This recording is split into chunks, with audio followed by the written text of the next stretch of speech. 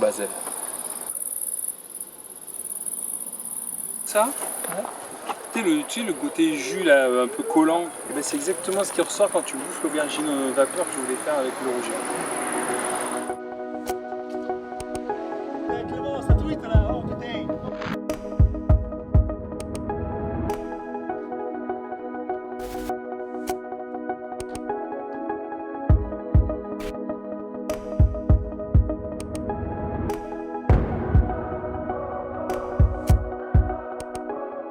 Je suis arrivé vraiment en me disant on va faire ça, ça et ça. J'avais même envoyé les recettes à Alexandre en disant ah tiens, puisque tu peux peut-être démarrer ça et tout. Puis Alex me dit t'inquiète pas, tu verras quand tu arriveras.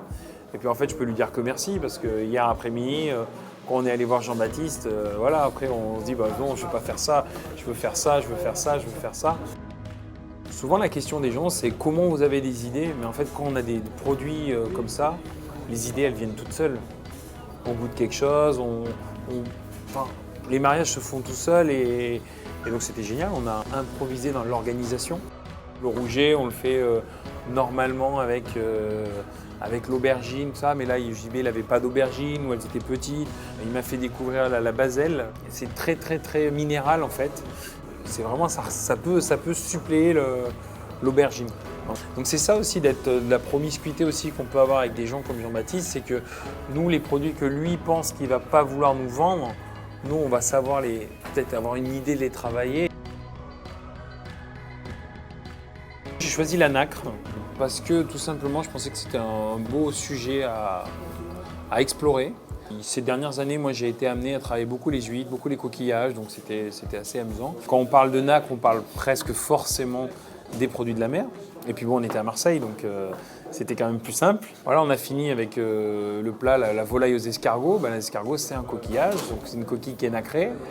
Et puis en plus, ce plat-là, moi, je suis sûr que ça va être le plat signature pendant quelques années. Et donc, j'étais heureux de pouvoir le faire sur ce thème-là.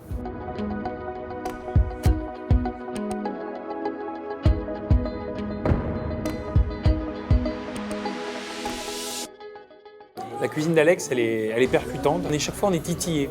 Il y a toujours une épice, quelque chose qui vient nous chercher.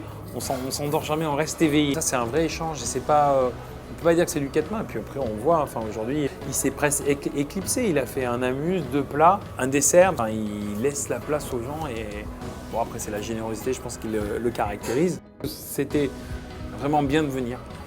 Vraiment, hier, ça m'a... voilà. Il y a toujours des signes dans la vie et je pense que c'était un bon moment.